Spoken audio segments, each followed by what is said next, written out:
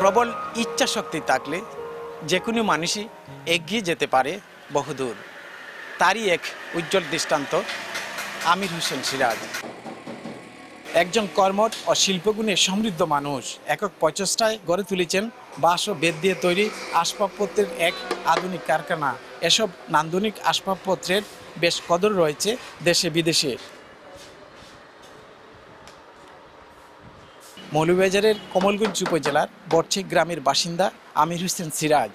তার কারখানায় গেলেই চোখে পড়বে আধুনিক নকশার নানা আসবাবপত্র, খাট, ডাইনিং টেবিল, চেয়ার, আলনা, ড্রেসিং টেবিল, সোফা, কি নেই সেখানে। পুরো ঘর জুড়েই যেন ছড়িয়ে আছে এক একটা শিল্প। অতীতে গ্রামের বিয়েবাড়ির সাজসজ্জার কাজে ডাক পড়তো সিরাজের। হাতের কাজে দক্ষতা থাকায় বিয়েবাড়ির লোকজনের কাছে তার বেশ কদর ছিল। একসময় কাঠের বিকল্প হিসেবে আসবাবপত্র তৈরির চিন্তা করেন তিনি।